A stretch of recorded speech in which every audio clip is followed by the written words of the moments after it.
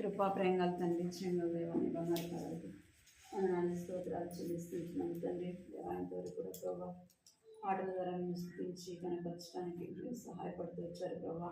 మీకు వందనాలు స్తోత్రాలు చెల్లిస్తున్నాను తండ్రి. నాన్న తండ్రి ఇంకా సరైన విధానంలో ప్రభావ పాడలేకపోయాను ప్రభావ, క్షమించండి తండ్రి. ఇంకా చక్కగా పాడగలదు నాయన తండ్రి. మీరు మాకు నేర్పించండి ప్రభావ. మీ వద్ద నేర్చుకుంటూ కూడా మీరు మాకు సహాయం చేయమని ఈ సన్నిధిలో ప్రార్థిస్తున్నాం ప్రభావ. కృప చూపించండి. అంత మాత్రమే కాదు ప్రభావ, అనేక పరిశుద్ధ గ్రంథంలో నుంచి ప్రభాన తండ్రి, జీవం కలిగిన దేవుని గ్రంథంలో నుంచి ప్రభాన తండ్రి దేవ మీరు మాట్లాడమని ప్రార్థిస్తున్నాను తండ్రి. ఆది అందు వాక్యం ఉండను, వాక్యం దేవుని యొద్ద వాక్యం దేవుడి యొద్ద సెలవించినట్టుగా వాక్యమైన దేవుడు కనుక ప్రభాన తండ్రి నీ వాక్యం ద్వారా మీరు మాట్లాడమని ప్రార్థిస్తున్నాను తండ్రి. నిత్య జీవపు మాటలు కలిగిన దేవుడు కనుక ప్రభా మీరు మాట్లాడమని ప్రార్థిస్తున్నాను తండ్రి. సహాయించండి ప్రభా, కృప చూపించండి. నిలబడుతున్నాను కూడా మీరు జ్ఞాపకం చేసుకోండి, కృప చూపించండి. నన్ను నీ నోటి బురగా వాడుకోండి ప్రభా, సహాయించండి, కృప చూపించండి ప్రభా. మీరే నన్ను బలపరచమని ప్రార్థిస్తున్నాను తండ్రి. బలహీనరాన్ని జ్ఞాపకం చేసుకోండి ప్రభా. నీ ప్రజల మధ్య నిలబడటానికి నాకు ఎంత మాత్రం కూడా యోగ్యత లేదు ప్రభా, నేను యోగ్యురాలు కాదు ప్రభా. అయినప్పటికీ నువ్వు నన్ను ప్రేమించి జ్ఞాపకం చేసుకొని రక్షించి ప్రభా మీ పని కొరకే పిలిచిన దేవుడు నమ్మదగిన దేవుడు కనుక ప్రభా నీ నమ్మకత్వాన్ని ప్రభా నాయన మీరు రుచిపరుచుకుంటున్నామని నీ సన్నిధిలో ప్రార్థిస్తున్నాను ప్రభా. సహాయించండి. ఆత్మ చెప్పు సంగతులు చెవి గలవాడు వినుగా కానీ సెలవిచ్చినారు తండ్రి. దేవా అయితే ఆత్మీయ చెవులు కలిగి మీ మాటలు వినటానికి వాటిని గ్రహించడానికి ప్రభా నా తండ్రి దేవా మా యొక్క అనుదిన జీవితంలో మేము ఎలాగ నడుచుకోవాలో ప్రభా నీ వాక్యం ద్వారా మీరు మాతో మాట్లాడండి. అలాగ నడుచుకున్నట్టుగా ప్రభు మిమ్మల్ని సిద్ధపరచండి. మా దృష్టి మా గమనము ప్రభా మీ వైపు చూడడానికి సహాయించండి తండ్రి. దేవ కొద్ది సమయం ప్రభాన తండ్రి సంఘక్షేమం కొరకే, అనేకుల యొక్క క్షేమం కొరకే ప్రభా, ఈ కుటుంబం క్షేమం రక్షణ కొరకే ప్రభా తండ్రి దేవము ప్రార్థించడానికి ఆత్మ ప్రార్థన భారం దయచండి ప్రభా. నానా కృప చూపించండి. ఈ సమయం ఎంతో దీవెనకరంగా వచ్చింది, ఈ సమయం ఎంతో ఆశీర్వాదకరంగా వచ్చింది. ఎక్కడ 2-3 కూడి నా నామమున ప్రార్థిస్తారో వారి మధ్యలో ఉంటానని సెలవిచ్చిన దేవుడు ప్రభా. సంఘముగా స్త్రీలముగా ప్రభా ఈ సన్నిధిలో చేరువస్తున్నాం తండ్రి. మమ్మల్ని కనికరించి మీరే సహాయం చేయమని ఈ సమయాన్ని మమ్మలను ప్రభా నామటు నన్ను నీ చేతులకు అప్పగించుకుంటూ యేసుక్రీస్తు నామములో స్తుతించి ప్రార్థిస్తున్నాను తండ్రి. ఆమేన్.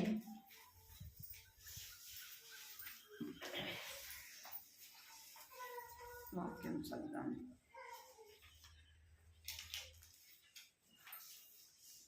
తిమోతి రాసిన పత్రిక 1 తిమోతి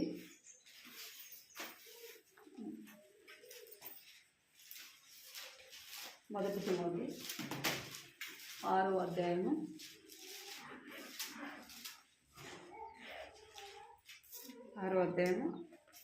5 నిమిషాలు అంటే అందరూ 1 తిమోతి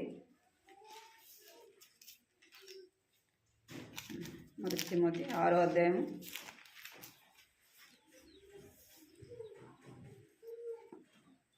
5 నుంచి చదువుదాం. చెడిపోయిన మనసు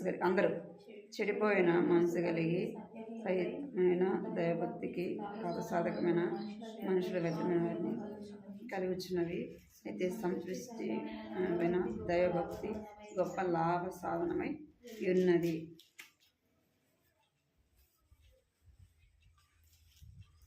ఇక్కడ 6వ వచనంలో సంతృష్టి సహితమైన దైవభక్తి గొప్ప లాభ సాధకమై ఉన్నది. ఇక్కడ ఏ భక్తి అంట? సంతృష్టమైన దైవభక్తి గొప్ప లాభ సాధకమై ఉన్నది. ఇక్కడ భక్తిని గురించి చెప్పబడింది. భక్తిని గురించి చెప్పబడుతూ అంటే మనం భక్తిగా ఉన్నప్పుడు మనం ఏం కావాలని కోరుకుంటాం? ఏదైనా మేలు కావాలని కోరుకుంటాం. వారి ద్వారా మనకి ఏమైనా రావాలని కదా. దాని ద్వారా మనం ఏం కోరుకుంటామంటే లాభం కావాలని కోరుకుంటాం. అంటే ఒక మాట మనం చెప్పుకుంటే విగ్రహాలు చేస్తున్నారనుకోండి, వాళ్ళు దాని ద్వారా వాళ్ళకి ఏమొస్తుంది? వాటిని చేసి అమ్ముట ద్వారా ఏమొస్తుంది? లాభము వస్తుంది. అందుకు భక్తి కదా. ఒకటేమో భక్తి, రెండోది ఏమొస్తుంది? లాభం కదా. అంటే ఒక పని చేస్తే దానిలో నుంచి ఏం కావాలని కోరుకుంటారు? మనుషుడు లాభం కావాలని కోరుకుంటాడు. అందుకే అపోస్తుల కార్యం చూడండి. అపోస్తుల కార్యము 19వ అధ్యాయము అపోస్తల కార్యం 19, 25, 26 చదవండి. 19వ అధ్యాయం. అతడు వారిని అట్టి పని చేయు ఇతరులను గుంపు కూర్చి, అయ్యలారా, ఈ పని వలన మనకు జీవము బహుబాగుగా జరుగుతున్నదని మీకు తెలియను. అయితే చేతులతో చేయబడినవి దేవతలు కావని ఈ పౌలు చెప్పి ఎఫెసులో మాత్రం కాదు, దాదాపు ఆసియాయందంతటా బహుజనములను ఒప్పించి తిప్పి ఉన్న సంగతి మీరు చూసి విని ఉన్నారు. మరియు చాలు ఇక్కడ విగ్రహాలు చేసుకుంటూ అమ్ముకుంటూ వచ్చినారు. అక్కడ అపోస్తుడైన పౌలు అక్కడ వెళ్ళి సువార్త చేసినప్పుడు వారు ఏం చేస్తూ వచ్చారంటే, నిజమైన దేవుణ్ణి తెలుసుకున్న వారు విగ్రహాలను పూజిస్తారా? విగ్రహాలను కొంటారా? అందుకే వాళ్ళు అంటున్నారు, మనం దీని ద్వారా ఎంతో లాభము సంపాదించుకుంటూ వచ్చినాము. పౌలు అయితే ఏం చేస్తున్నాడు, వాటి గురించి చెప్తున్నాడు. చెప్పడం ద్వారా మనకి ఏమవుతుందంటే లాభము పోతుంది. లాభం ఏమైపోతుంది? బిజినెస్ ఏమైపోతుంది? లాస్ అయిపోతుంది. తనకు రావాల్సింది తను నష్టపోయేవాడుగా ఉంటాడు అనమాట. అదే అపోస్తల కార్యంలోని ఇంకొక మాట కూడా చూడండి, 24వ అధ్యాయం 26వ వచనం. 24వ అధ్యాయం 26వ వచనం అపోస్తల కార్యం. తర్వాత తనకు ద్రవ్యం దొరుకునని ఆశించి మాటిమాటికి అతన్ని పిలిపించి అతనితో సంభాషణ చేయించుండేది. ఏం చెప్పబడింది? తరువాత పౌలు వలన తనకు ద్రవ్యము దొరుకునని ఆశించి మాటికి అతన్ని పిలిపించి అతనితో సంభాషణ చేయించు. అంటే ఇక్కడ భక్తి ఉండొచ్చు, కానీ ఆ భక్తి ఎలాంటిదిగా ఉందంటే ఏదైనా లాభం కావాలని కోరుకుంటున్నారు. అలాంటి భక్తి దేవుడు మెచ్చడు.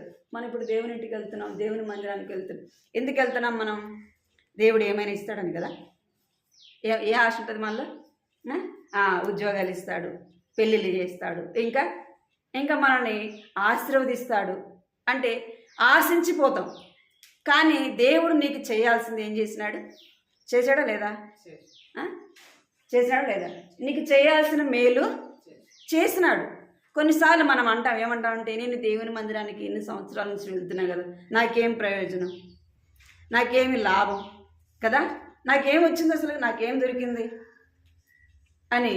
అంటే నువ్వు దేనికి వెళ్తున్నావు? లాభం కొరకు వెళ్తున్నావు. అది ఏదో జరగలేదని ఏమంటాం మనం? ఏం ప్రయోజనం కదా. నేను ఇన్ని రోజులు దేవుని మందిరానికి పోయి ఏం ప్రయోజనం? దేవుని కొరకు జీవించాను, ఏం ప్రయోజనం?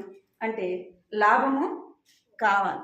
కానీ దేవుడు నీకు లోక సంబంధంగా ఇచ్చే మేలులు, ఆ లాభము, ఇదంతా కూడా దేవుడు ఆత్మ సంబంధంగా నీ ఆత్మను దేవుడు ఏం చేసినాడు? నీ ఆత్మనే రక్షించినాడు. మరి ఈ లోక సంబంధం ఇవ్వడా? దేవుడు తన ప్రాణాన్ని నీ కొరకు ఇచ్చినప్పుడు ఈ లోక సంబంధమైనది నీకు ఇవ్వడా? అంటే ఇస్తాడు. కానీ మన భక్తి ఎలా ఉండాలంటే ఈ లోక సంబంధమైన దాని మీద ఆశించవద్దు. ఎలా ఉండాలంటే మన భక్తి ఈ లోక సంబంధమైన లాభం కొరకు మనం చూడొద్దు. ఈ లోక సంబంధమైనది ఎంతది?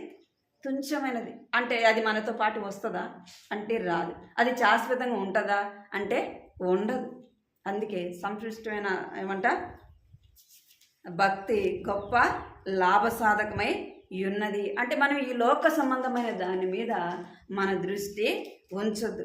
ఈ లోక సంబంధంలో మనకి ఏదైనా దొరుకుతుంది, ఏదో ఇస్తాడు, నేను మందిరానికి వెళ్తే ఏదో నాకు దొరుకుతుంది అనే తలంపు ఆలోచన మనలో ఉండద్దు. అర్థమైందా? ఈ లోక సంబంధమైనది ఏదో దొరుకుతుంది అనేది మనలో ఉండకూడదు. చూడండి, యోహాను సువార్త 6వ అధ్యాయం 26వ వచనం. 6వ అధ్యాయం 26వ వచనం చూడండి. మీరు సూచనలను చూచట వలన కాదు కానీ రొట్టెలు భుజించి తృప్తి పొందుట వలనే నన్ను వెతుకుచున్నానని మీతో నిశ్చయంగా చెప్తున్నాను. క్షయమైన ఆహారం కొరకు కష్టపడకుడి కానీ నిత్య జీవం కలుగజేయు అక్షయమైన ఆహారం కొరకే కష్టపడదు. మనుష్య కుమారుడు దాన్ని మీకు ఇచ్చును, ఎందుకై తండ్రి అయిన దేవుడు ఆయనకు ముద్ర వేసి ఉన్నాడని చెప్పేది. ఇక్కడ యేసు ప్రభు బ్రతికి ఉన్న దినాలలో యేసు ప్రభుని ఏం చేస్తూ వచ్చినారంటే, యేసు ప్రభు వస్తున్నాడంటే గుంపులుగా ప్రజలు వచ్చేవాళ్ళు. ఇక్కడ చూడాలి మీరు, యేసు ప్రభు వెళ్తున్నాడు ఈ మార్గం కూడా అంటే ఆయన చుట్టూ ఆయన వెనకాల ఏం చేసేవాళ్ళంట, గుంపులు గుంపులుగా వచ్చేవాళ్ళు. ఎందుకు? ఆయన యొద్ద కొంతమంది తినడానికి వరకు ఏం చేసేవాళ్ళంట, వచ్చాడు. ఆయన ఎందుకు అద్భుతాలు చేసేవాడు. చేశాడు కదా యేసు ప్రభు. 5 రొట్టెలు 2 చేపలు ఏం చేసినాడు, తృప్తిగా తిన్నాడు. మరి ఆయనతో పాటు ఉంటే ఏది కూడా కొరత ఉండదు, ఏ కొరత కూడా ఉండదు.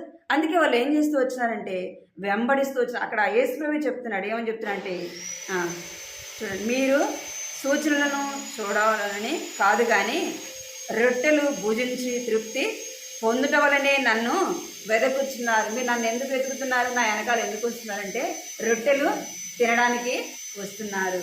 ఏమైనా ఆయన యొద్ద దొరుకుతుందేమో అని నన్ను మీరు వెంబడిస్తున్నారు అదే కింద రాయబడింది 27వ వచనంలో.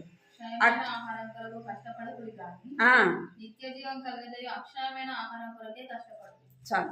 ఇక్కడ ఏమంటే ఈ లోక సంబంధమైన తిండి కొరకు, ఈ లోక సంబంధమైన ఏదో సంపాదించుకోవాలా, ఏదో దాచుకోవాలా అని మీరు ప్రయాసపడవద్దు, కష్టపడవద్దు. అవన్నీ దేవుడు ఏం చేసినాడు, మీకు ముందే ఇచ్చినాడా లేదా? మన పిల్లలు మనల్ని అడక్కమనిపోయి ఏం చేస్తాం, వాళ్ళకి బట్టలు, వారికి తిండి కదా, వారికి ఆస్తి, వారు అడుగుతారా? వారు కడుపులో ఉన్నప్పుడే ఏం ఆలోచన ఉంటుంది, పిల్లలకి ఏమైనా ₹1 ఉంచాలి. మన తింటమే కాదు, ఏం చేయాలా, భవిష్యత్తుకు వాళ్ళకి ఏం చేయాలా, కొద్దిగా ఉంచాలని మన మైండ్లోకి వస్తుంది రాదా? వారి భూమి మీదకి రాకమునిపే ఇంకా వారి చిన్న పిల్లలుగా ఉన్నప్పుడే వారి కొరకు ఏమైనా సంపాదించాలి, వారికి ఏమైనా ఎత్తి పెట్టాలా.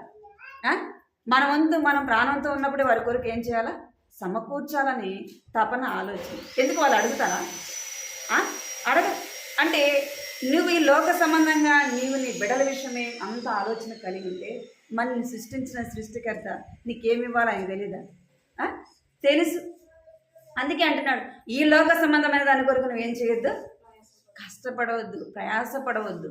దేని కొరకు పడాలంట అంటే నిత్య జీవము కొరకు. ఆ మాటను చూడండి, ఏం రాయబడింది అక్కడ, ఆహారం కొరకు కష్టపడకూడదు కానీ నిత్య జీవము కలగచేయు అక్షయమైన ఆహారం కొరకు కష్టపడుడి. దేని కొరకు కష్టపడాలంట, నిత్య జీవం కొరకు ప్రయాసపడాలి. దేవుని దగ్గరికి వస్తే, దేవుని మందిరానికి వస్తే ఏదో ఇస్తాడని, ఏదో దొరుకుతుందని కదా.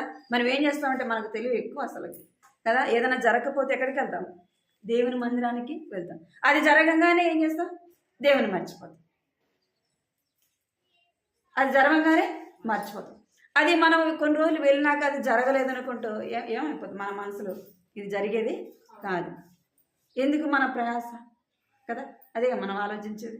అంటే యేసు చెప్తున్నాడు, ఈ లోక సంబంధమైన దాని కొరకు మీరు కష్టపడవద్దు, ప్రయాసపడవద్దు. అటని పని చేయకుండా ఉండమని కాదు, అటని పని చేయకుండా ఇంట్లో కూర్చొని తినమని కాదు. అంటే లోక సంబంధమైన దాని కొరకు లాభాన్ని ఆశించి ఏం చేయొద్దంట, ఎక్కువ కష్టపడవద్దు అని చెప్తున్నాడు. దేని కొరకు మనం ప్రయాసపడాలంటే నిత్య జీవము కొరకు ప్రయాసపడాలి. పర సంబంధమైన దాని కొరకు మనం ప్రయాసపడాలి. పర సంబంధమైన దాన్ని మనం సంపాదించుకున్నట్టుకు ఏం చేయాలంట, ప్రయాసపడాలా. అలాగే మన జీవితము ఉండేదిగా ఉండాలి. చూడండి, యెహోషువ 33:31.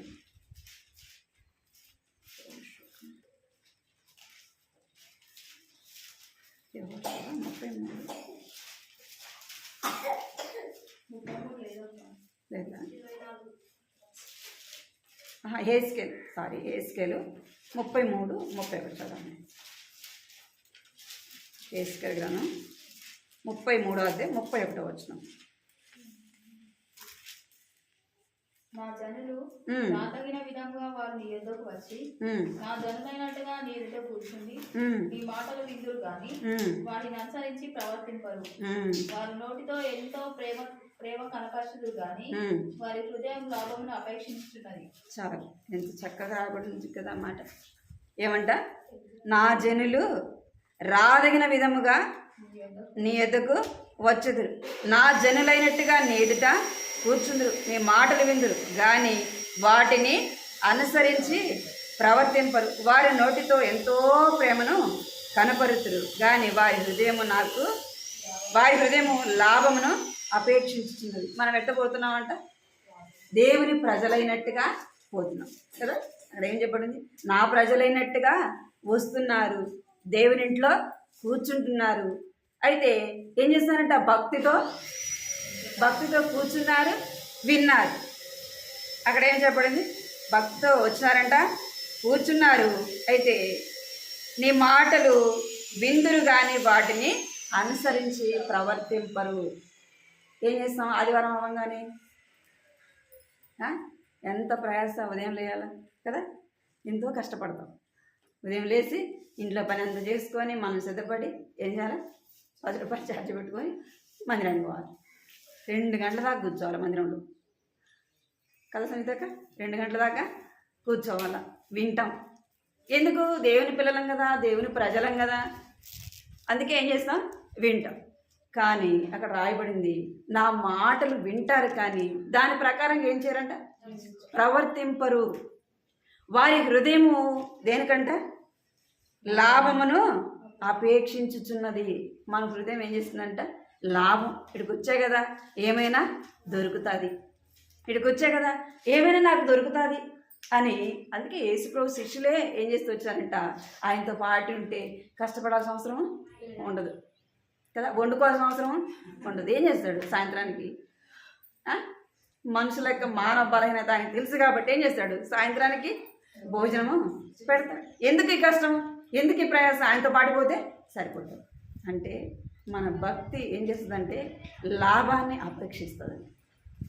ఆ లాభం ఎంతవరకు? ఈ లోకంలో నువ్వు ఏదైనా కావాలి తీసుకుంటే అది నీకు ఎంతవరకు ఉంటుంది? కొంచెం వరకే, ఈ కొంచెం వరకే ఉంటుంది. అలాంటి భక్తి నీకు నాకు ఉండవద్దు. మన భక్తి ఎలా ఉండాలంటే చూడండి, 2 తిమోతి 3వ అధ్యాయము 5వ వచనం. మన భక్తి ఎలా ఉండాలంటే లాభమును అపేక్షించే భక్తి కాదు కానీ 2 తిమోతి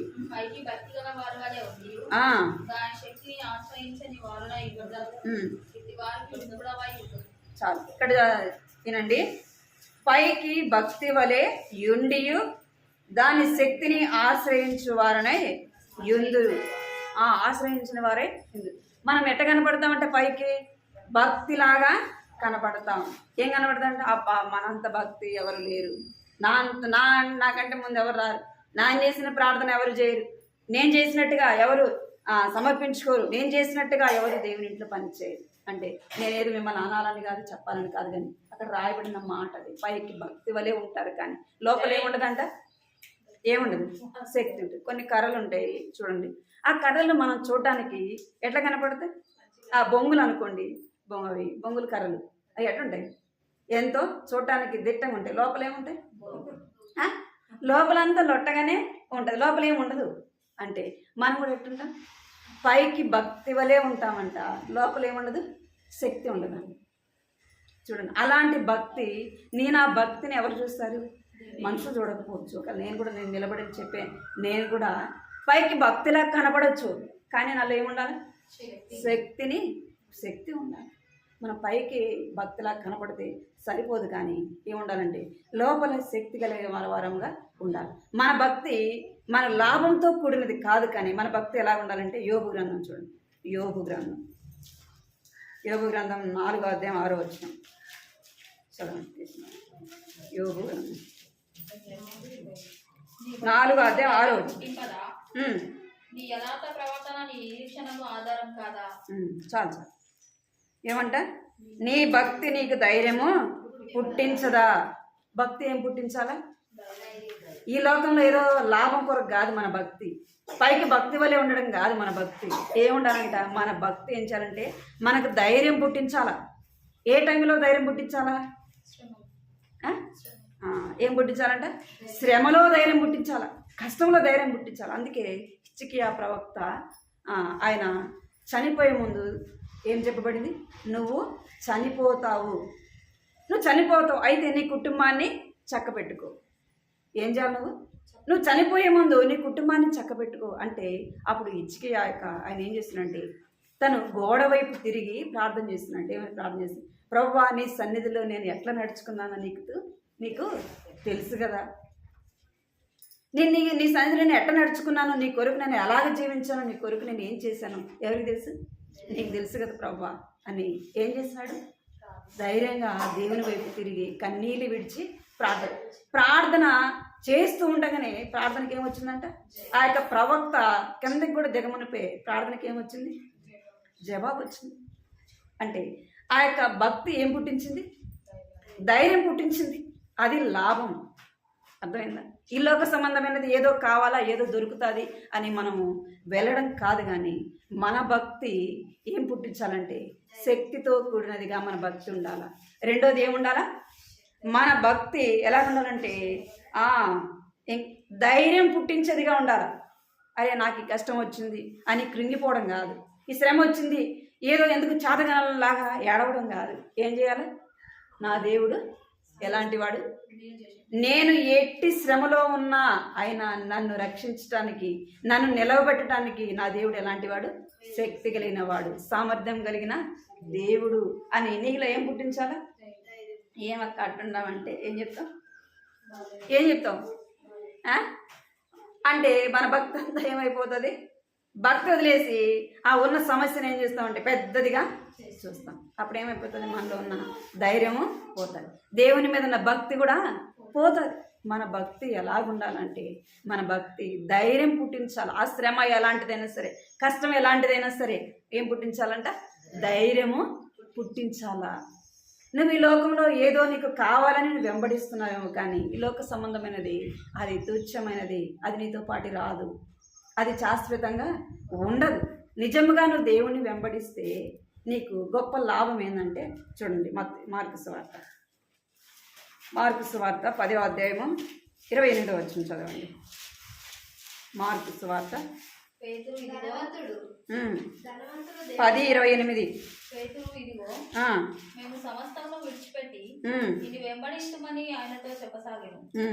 అందుకు యేసు ఇట్లనెను, నా నిమిత్తమును సువార్త నిమిత్తమును ఇంటినైనను అన్నదమ్ములనైనను అక్క చెల్లెలనైనను తల్లిదండ్రులనైనను పిల్లలనైనను భూములనైనను విడిచినవాడు ఇప్పుడు ఇహమందు హింసలతో పాటు నూరంతలుగా ఇళ్లను, అన్నదమ్ములను, అక్క చెల్లెలను, తల్లులను, పిల్లలను, భూములను రాబో లోకమందు నిత్య జీవమును పొందునని మీతో నిశ్చయంగా చెప్తున్నాను. చాలు. ఇక్కడ మనకు వచ్చిన అనుమానం ఎవరికి వచ్చింది? పేతురుకు కూడా వచ్చింది కదా. మనం ఏమంటాం? ఇన్ని రోజులు దేవుని కొరకు జీవించాను కదా, దేవుని కొరకు ఇన్ని సమర్పించుకుంటాను కదా, నాకేం లాభం అని మనం కొన్నిసార్లు అనుకుంటాం కదా, అనుకుంటాం కూడా.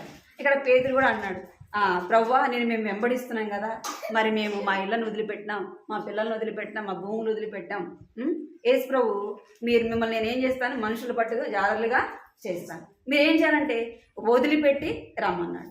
వదిలిపెట్టి రమ్మన్నప్పుడు వాళ్ళు అంటున్నారు, ప్రభువా నీ కొరకు వదిలిపెట్టినాం కదా, మరి మాకేం వస్తుంది అంటే దేవుడు అంటున్నాడు, నువ్వు ఈ లోక సంబంధంగా ఇవన్నీ వదిలిపెట్టినావు కాబట్టి నీకేం దొరుకుతుంది పరలోకంలో? 100 రెట్లుగా నువ్వు ఏం చేయబడతావు అంటే ఆశీర్వదించబడతావు.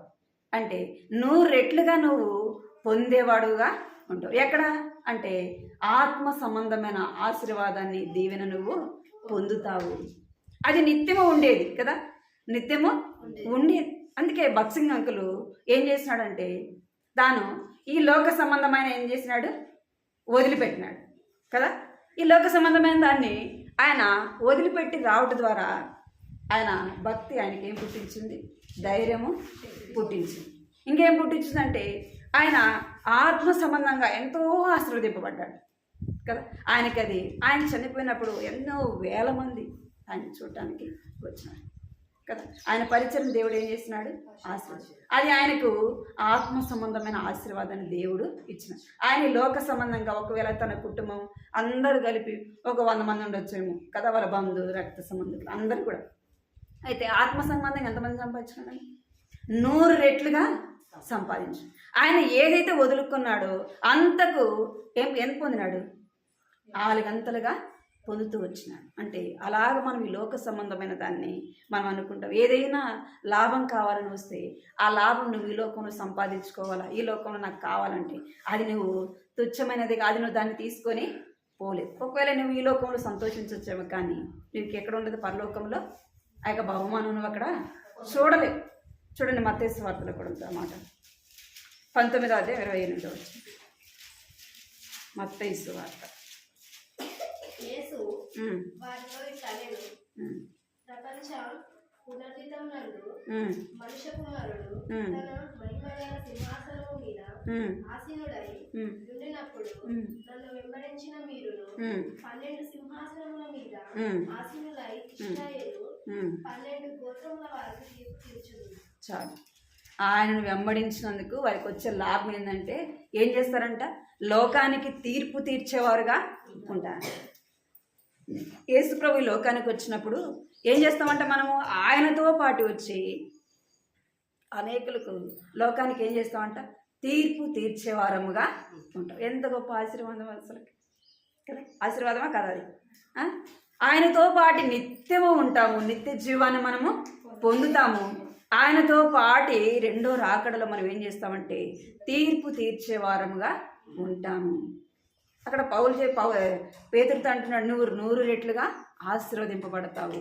నువ్వు అన్నీ వదులుకొని వచ్చినావు ఈ లోకంలో, అన్నీ నా నిమిత్తము, నా సువార్త నిమిత్తము, నా పరిచయ కొరకు నువ్వు అన్నీ వదులుకొని వచ్చినావు. అయితే నేనేం చేస్తాను? నేను 100 రెట్లుగా నిన్ను ఆశీర్వదిస్తాను.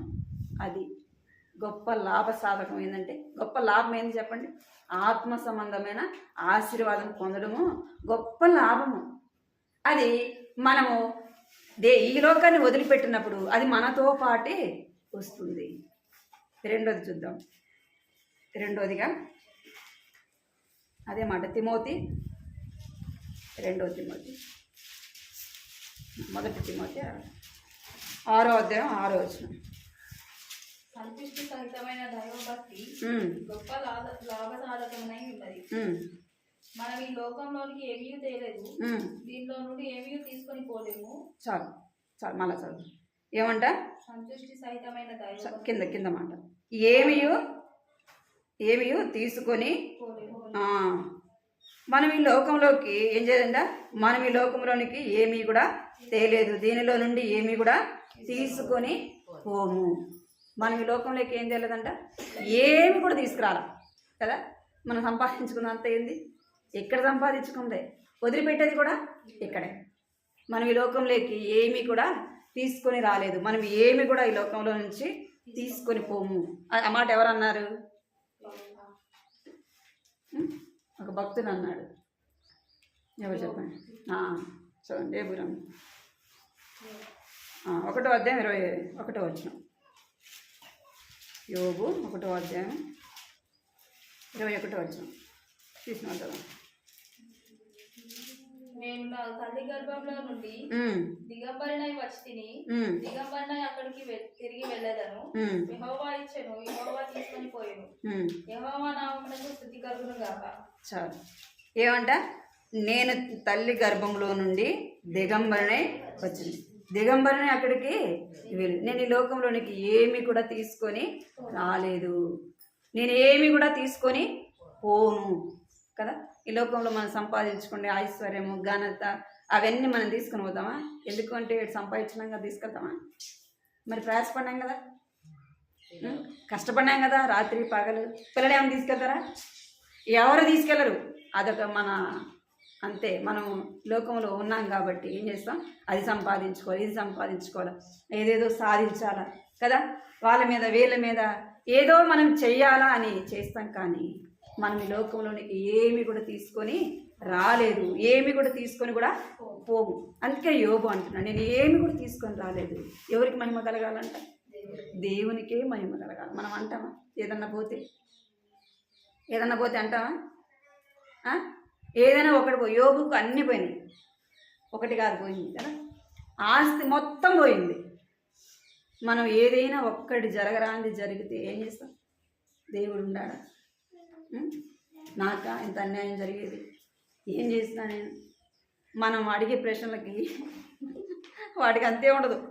యోబు అన్నీ పోయినా కూడా ఏమంటున్నాడంటే దేవుడే ఇచ్చినాడు, దేవుడే తీసుకున్నాడు, ఆయనకే మహిమ.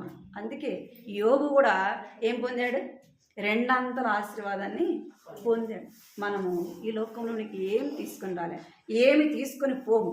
కాబట్టి ఈ లోక సంబంధమైన దాని కొరకు మనం ఏం చేయొద్దు? ప్రయాస పడద్దు. ఏం అంటే తగు మాత్రమే దాని కొరకు మనం ఏం చేయాలంటే ప్రయాసపడే వారముగా ఉండాలి. లోకంలోకి మనం ఏం తీసుకురాలి. మనం చనిపోయేటప్పుడు కూడా మన ఒంటి మీద ఏమి కూడా ఉంచుతారా? అక్క పాపం కష్టపడింది కదా, పాపం ఈ కమ్మలు ఉన్నీలే కదా, అవునా కదా, ఇంకేం చేస్తారు? ఏమి కూడా ఉంచరు. ఇప్పుడన్నా బట్టలు ఉంచుతున్నారు, కానీ మన చిన్న వయసులో ఉన్న అప్పుడు ఎవరైనా చనిపోతే ఉంచేవాళ్ళు బట్టలు కూడా ఉంచేవాళ్ళు కాదు. బట్టలు కూడా అప్పుడు కాలంలో పెద్దల కాలం ఏం చేసేవాళ్ళంటే చనిపోతే బట్టలు కూడా ఉంచేవాళ్ళు. ఎందుకంటే ఇది మట్టి కాబట్టి ఏమైపోవాలా, ఇది మట్టిలో కలిసిపోవాలని బట్టలు కూడా ఉంచేవాళ్ళు కాదు. అవునా కదమ్మా? బట్టలు కూడా ఉంచేవాళ్ళు కాదు. ఇప్పుడైతే ఏం చేస్తానంటే బట్టలు ఉంచుతా. నువ్వెంత సంపాదించుకున్నా నీ ఇంట్లో నేను ఉంచుతారా?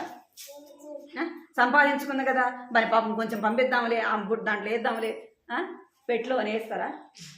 ఎందుకు వేయరు. అందుకే నువ్వేమి ఈ లోకానికి తీసుకొని రాలేదు. మనం ఈ లోకం నుంచి కూడా ఏమి కూడా తీసుకొని పోం. అందుకే ఒక ఆయన చాలా ధనవంతుడు అంట, చాలా ధనవంతుడు, ఎంతో సంపాదించుకున్నాడు. ఆయన కొన్ని రోజులు చనిపోతాడన్న ముందు ఆయనకు బాగా లేకుండా వచ్చిందంట. కనీసం ఆయన ఒంటి మీద బట్టలు వేసుకోవడానికి కూడా ఆయన శరీరం ఏం చేయదంట, సహకరించేది కాదు. అంటే ఆయన శరీరం ఎట్లా ఉందో మీరు ఆలోచించాలి. ఆయన ఎట్లా ఉండేవారంటే బాక్స్లో పెట్టేవాళ్ళం, బాక్స్లోనే ఉంచేవాడు. ఆయన చనిపోయేటప్పుడు ఆయన చెప్పాడంటే ఏమని చెప్పాడంటే, నా 2 చేతులు ఏం చేయాలా, బయటికి పెట్టండి, నేను చనిపోతే నన్ను మోసుకుని పోతాను, 2 చేతులు ఏం చేయాలా, బయట పెట్టాలి అన్నాడు. ఎందుకు అంటే నేను ఇంత సంపాదించినా నేనేం ఎట్టబోతున్నా, ఒట్టి చేతులతో పోతున్నా అని అంటే గుర్తు తెలియటానికి ఏం చేయనంట, నా 2 చేతులు కూడా బయట పెట్టండి. అంతర్దానికి మనం ఏం చేస్తాం చెప్పండి? మనం ఏం తీసుకొని రాము, ఏం తీసుకొని పోము, కానీ దాని కొరకు మన కష్టం, మన ప్రయాస చెప్పడానికి వీళ్ళ రాత్రి పగలు ఎంతో కష్టపడతాం. దేవునికి ఇవ్వాల్సిన సమయాన్ని ఇవ్వకుండా కూడా ఏం చేస్తాం, కష్టపడతాం. దేవునికి ఇవ్వాల్సిన సమయం, దేవుని సన్నిధిలో గడపాల్సిన సమయం కూడా దేవుని సన్నిధిలో గడపకుండా మన కొరకు, మన కుటుంబం కొరకు మనం ప్రయాసపడతాం. అందుకే వాక్యం చెప్పబడుతుంది, నువ్వేమి కూడా తీసుకొని రాలేదు, నువ్వేమి కూడా తీసుకొని పోవు అని చెప్పబడుతుంది. చూడండి, కీర్తనలు 49వ అధ్యాయం 17 వచ్చింది. కీర్తనలు 49:17. వాడు చనిపోయినప్పుడు ఏమీ కొనిపోడు, వాని ఘనత వాని వెంట దిగదు. ఏమంట? వాడు చనిపోయినప్పుడు ఏమీ కొనిపోడు, వాని ఘనత ఏం చేయదంట, వాని వెంట దిగదు. ఘనత రాదు, సంపాదించుకున్న డబ్బులు రావు, ఇల్లు పొలాలు ఎన్నో సంపాదించుకుంటాం, అవి ఏవి కూడా రాదు. కనీసం మన ఘనత కూడా మన వెంట రాదు. ఏది మన వెంట వస్తుందంటే మన క్రియలు మన వెంట వస్తాయి. ఏమొస్తాయంట? మన క్రియలు మన వెంట వస్తాయి. మనం చెడు చేస్తే చెడు మన వెంట వస్తుంది అని కూడా చదవండి ఆ మాట కూడా. లూకా సువార్త 6వ అధ్యాయం 45వ వచనం. లూకా సువార్త. సజ్జనుడు తన హృదయంలో మంచి ధననిధిలో నుండి సద్విషయములు బయటకు తెచ్చును, దుర్జనుడు చెడ్డ ధననిధిలో నుండి దుర్విషయములను బయటకు తెచ్చును. హృదయం నిండి ఉండి దానిని బట్టి ఒకని నోరు మాటరాదు. చాలు. మంచివాడు ఏం చేస్తాడంట? మంచి ధననిధిలో నుండి మంచి వాటిని తీసుకుని వస్తాడు. మంచి చెట్టు ఏం చేస్తుంది? మంచి ఫలాలే కాస్తుంది కదా. పనికిరాని చెట్టు పనికిరాని పనులే ఫలిస్తుంది. ఇక్కడ చెప్పబడుతుంది, ఘనత వాని వెంట రాదు. అంటే మనం మంచి పనులు చేస్తే మన క్రియలే మన వెంట వస్తాయి. మంచి చేస్తే మంచే మన వెంట వస్తుంది, చెడు చేస్తే చెడే మన వెంట వస్తుంది. ఒకవేళ మనుషులు చెప్పచ్చు, మన బతుకున్నప్పుడు వాడంత పనికి మనోడు లేడు, వీడంత పనికి మనోడు లేదు కదా, వాళ్ళు అట్టోళ్ళు వీళ్ళు అట్టోళ్ళు చెప్తారు. చచ్చిపోయినాక ఏం చెప్తా? అబ్బా చాలా మంచివాడు అని చెప్తాం కదా. ఎందుకు? మనుషులు మెచ్చుకోవడానికి చెప్తాం. అయితే మన దేవుని దగ్గరికి వెళ్ళినప్పుడు నువ్వు మంచి చేస్తే మంచే నీ వెంట వస్తుంది, చెడు చేస్తే చెడే నీ వెంట వస్తుంది. అందుకే నువ్వు ఏమి తీసుకొని రాలేదు, ఏమి కూడా నువ్వు తీసుకొని పోవు. అందుకే మనం ఏం కలిగి ఉండాలంటే చూడండి,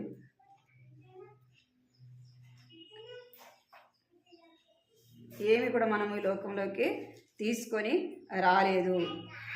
తిమోతి చూడండి, తిమోతి 1 తిమోతి 5:24 వచ్చింది. 1 తిమోతి 5:24 వచ్చింది. కొందరి పాపములు తేటగా బయలుపడి న్యాయపు తీర్పులకు ముందుగా నడుచుచున్నవి, మరికొందరి పాపములు వారి వెంట వెలుచున్నవి. అటువలే మంచి కార్యములు తేటగా బయలుపడుచున్నవి, బయలుపడినవి దాచబడలేదు.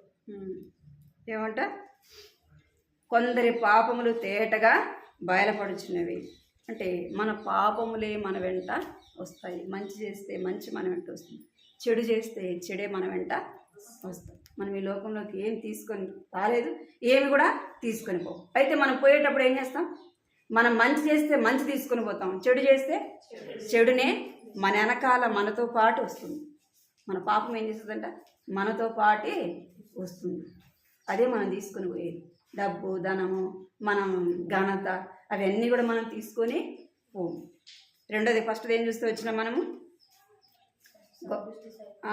సంపృష్టమైన సహితమైన భక్తి గొప్ప లాభసాధకం. ఈ లోకంలో కాదు, కానీ మనం ఏం సంపాదించుకోవాలంటే ఆత్మ సంబంధమైన దాన్ని మనము సంపాదించు. రెండోది, మనం ఏమి తీసుకొని రాలేదు, మనం ఏమి కూడా తీసుకొని పోము. ఈ మాటను మనము గుర్తు పెట్టుకొని మనం ఏం చేయాలంట? దేవుణ్ణి వెంబడించే వారముగా ఉండాలి. మన దృష్టిలో ఏముండాలా? నేను ఈ లోకంలోకి ఏమి తేలేదు, నేను పోయేటప్పుడు కూడా ఏమి తీసుకొని పోము. అయితే నేను దేవుని కొరకు బ్రతకాల, దేవుని కొరకు నేను ఏదైనా ఈ లోకంలో దేవుని పని చెయ్యాలా అనే తపన, ఆలోచన మనలో ఉండాలి. ఈ లోకంలో ఇప్పుడు ఏది సంపాదించుకుందాం, ఏం తిందాం కదా, ఏది సమకూర్చుకుందాం కదా, వాటి కొరకు మనము ప్రయాసపడాలి. మూడోదిగా మనం చూస్తే చూడండి, తిమోతి రాసిన పత్రిక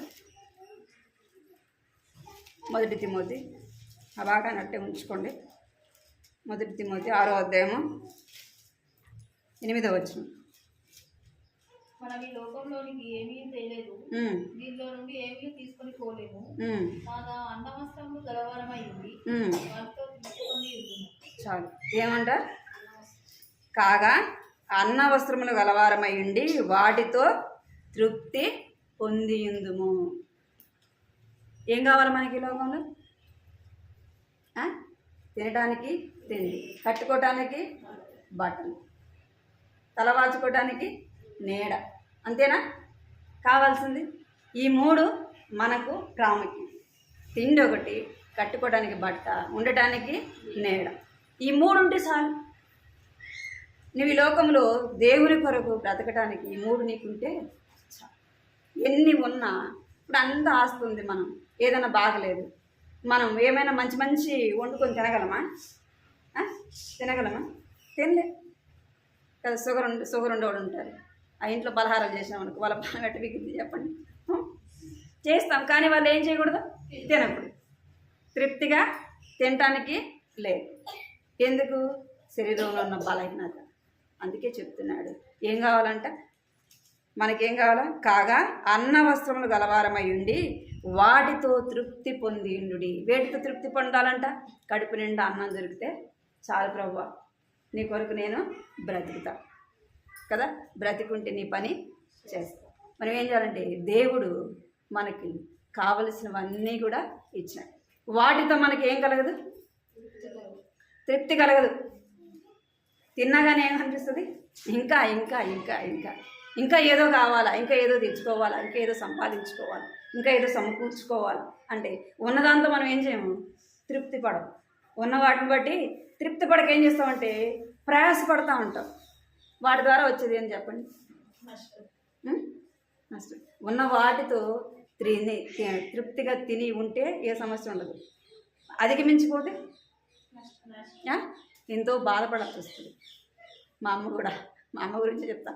మా అమ్మ ఏంటంటే కొడుకుంటాడు, అది ఇంట్లో ఇప్పుడు ఒక ఇంటికి మనం వెళ్ళామనుకో, ఆ ఇంట్లో ఉన్న వస్తువులు బట్టి ఏమనిపిస్తుంది మనకి? మన ఇంట్లో కూడా ఉంటే బాగుంటుంది కదా. మన ఇంట్లో ఉంటే కూడా వాళ్ళకు ఉంటే కదా మనకు కూడా ఉంటే బాగుంటుంది. ఏం చేస్తాం? మనకు ఆ డబ్బు లేకపోయినా ఏం చేయాలి? అప్పైనా చేసి తెచ్చుకోవాలి. ఇంకేం చేయాలి? కంతులు ఏం చేయాలి? కంతులు తీసుకోనైనా ఏం చేయాలి? మీరు తీసుకురా?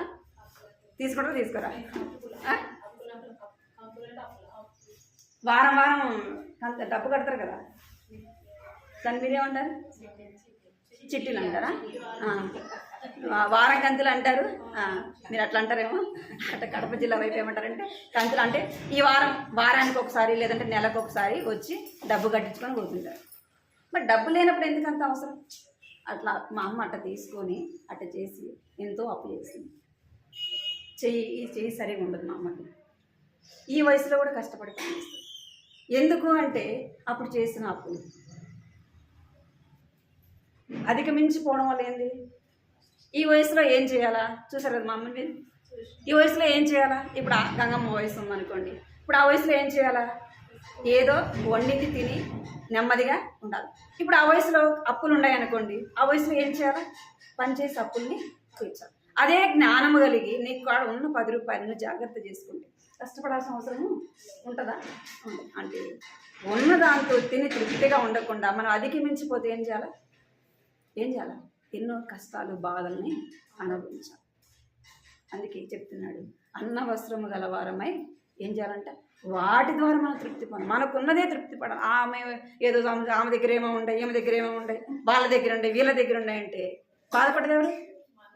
మనమే చేసేది. ఆడవాళ్ళే మనం శరీరమే చేసేది అట్లా కదా. ఆ యొక్క ఆచారం కొనుక్కుంది, ఆ యొక్క బంగారం కొనుక్కుంది, ఈ యొక్క బంగారం కొనుక్కుంది. మన కళ్ళు ఎట్లాంటి చూసినట్టన్నీ కావాలంటాయి.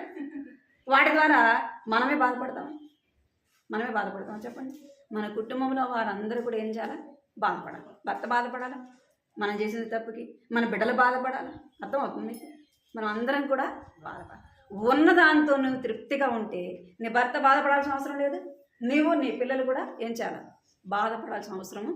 అప్పులుంటే ఎంత బాధ ఉంటుంది చెప్పండి. అప్పులుంటే నాకు అప్పులు అంటేనే భయం. నేను ఎక్కడ షాపుకి వెళ్ళినా కానీ కనీసం ₹1 కూడా పెట్టిరాను. ఎందుకు అంత అన్న అంటాడు, మళ్ళీ ఇస్తాను తీసుకురావచ్చు కదా అంటాడు. నాకైతే భయం. నేను ఎందుకు చెప్తున్నానంటే అప్పులు అనేది చాలా కష్టం, చాలా ఇబ్బంది. ఏం చేస్తారు? మనది అవసరానికి తీసుకుంటాం, మనం అవసరానికి ఇవ్వకపోతే మళ్ళీ ఏం చేస్తారు చెప్పండి? ఎంతమంది మధ్య మనం ఉన్నా కానీ ఏం చేస్తారు? ఏ మాట పడితే ఆ మాట మాట్లాడతారు. ఎందుకు?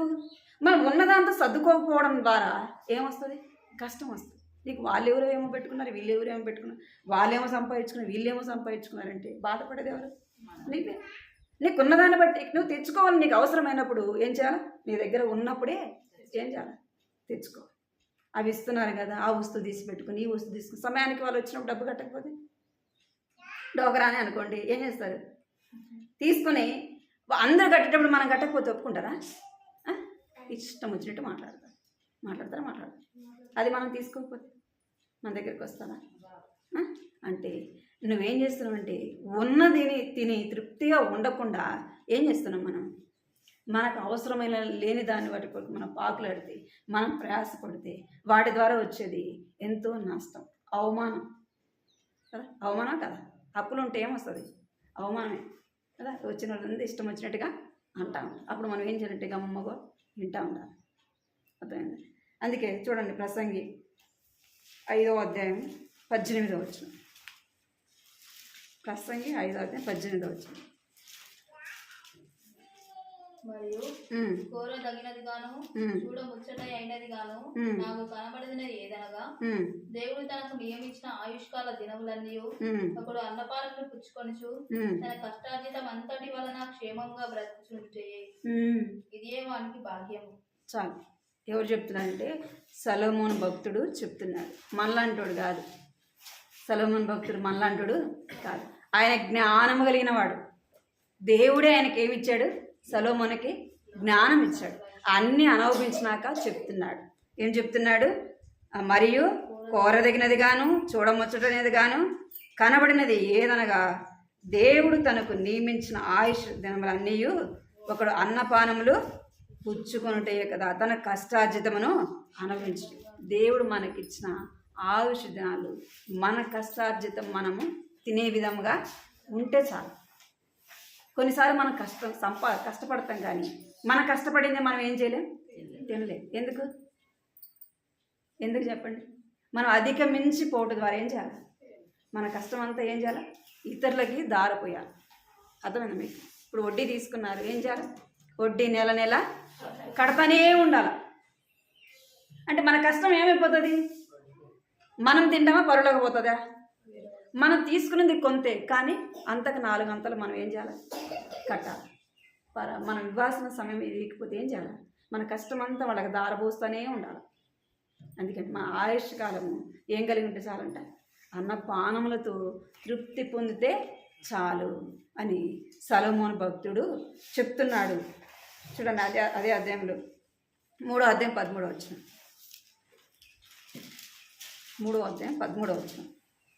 మరియు ప్రతివాడు అన్నపానములు పుచ్చుకొనుచు తన కష్టార్జితం వలన సుఖమనుభవించుట దేవుడిచ్చు బహుమానమే అని తెలుసుకుంటుంది. చాలు. ఏమంట? ప్రతి వాడు కూడా ఏం చేయాలంటే తన కష్టాన్ని అనుభవిస్తూ సంతోషముగా ఉండటే దేవుడిచ్చు బహుమానం అంట.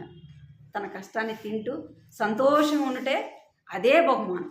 అంతకంటే ఏం కాదు చెప్పండి? మన కష్టం మనం తింటా ఉంటే అంతకుమించి సంతోషం ఏముంది? అప్పులు లేవనుకోండి, మనం 10,000 సంపాదిస్తాం. ఆ 10,000 మనం ఏం చేస్తాం? మనం తింటాం, మన పిల్లలు తృప్తిగా తింటాం. అదే అప్పు ఉంటే సగం వాడిపోతుంది. మనకేముంటుంది? ఇంకా సగమే ఉంటే మనం తృప్తిగా తింటామా? తినలేదు.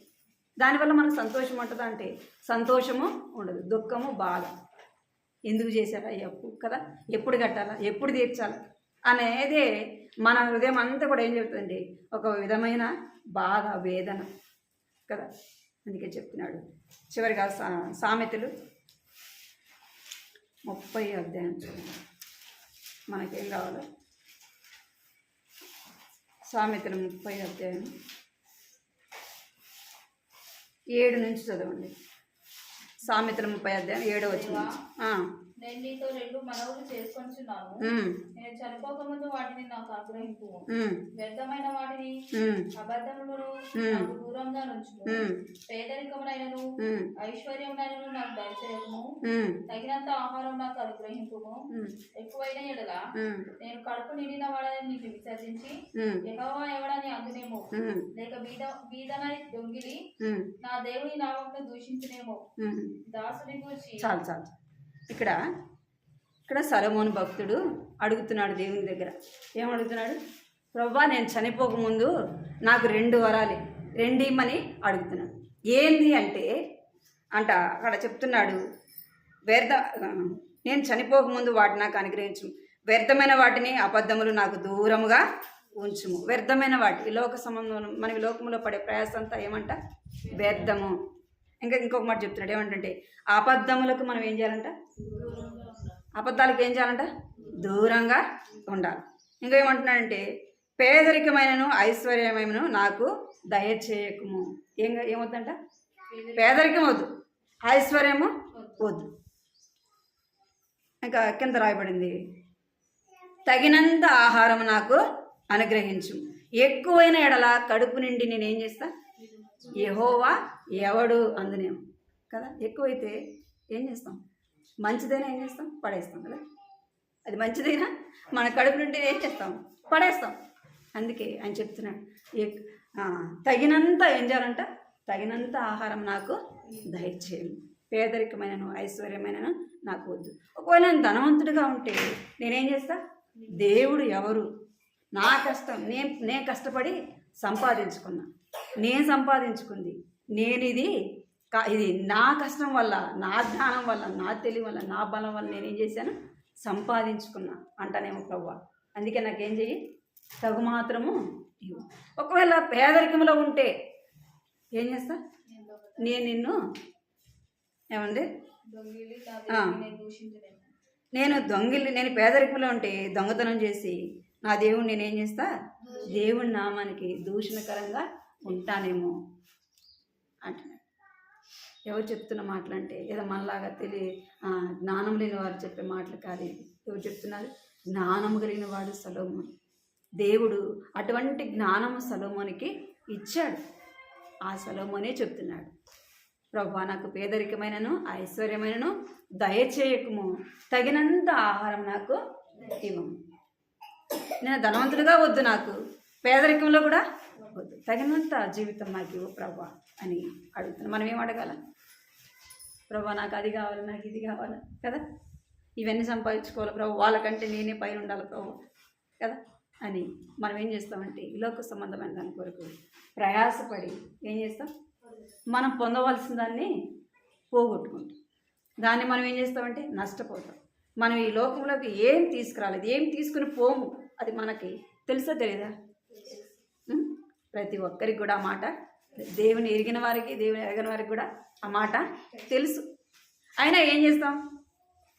ప్రయాసపడతాం, ఏదో సంపాదించాలా, ఏమో తీసుకుపోయినట్టు మనం ఎంతో కష్టపడతాం. ఆ కష్టం అంతా కూడా వృధా. మనం ఈ లోకంలో అన్న వస్త్రములు కలిగి తృప్తిగా మనం చేసిన కష్టం మనం తింటే అదే ఒక గొప్ప భాగ్యం అంట. దేవుడి మాటలు దీవించినాక మన జీవితం అలా ఉండినట్లు మనం ప్రార్థన చేస్తాం. ఆ మాటను చదివి ప్రార్థన చేస్తాం. 1 తిమోతి 6వ అధ్యాయం మాటను చదివి ప్రార్థన చేస్తాం. 6వ అధ్యాయం 6వ వచనం నుంచి అందరం కలిసి సహితమైన దైవభక్తి గొప్ప లాభసాధకమై ఉన్నది. మనం ఈ లోకంలోనికి ఏమీ తీసుకొని రాలేదు, ఏమీ కూడా తీసుకొని పోదు. కాగా అన్న వస్త్రములు గలవారమై ఉండి వాటితో తృప్తి పొంది ఉందుము. దేవుని వాక్యానుసారం మనం జీవించినట్లుగా మనం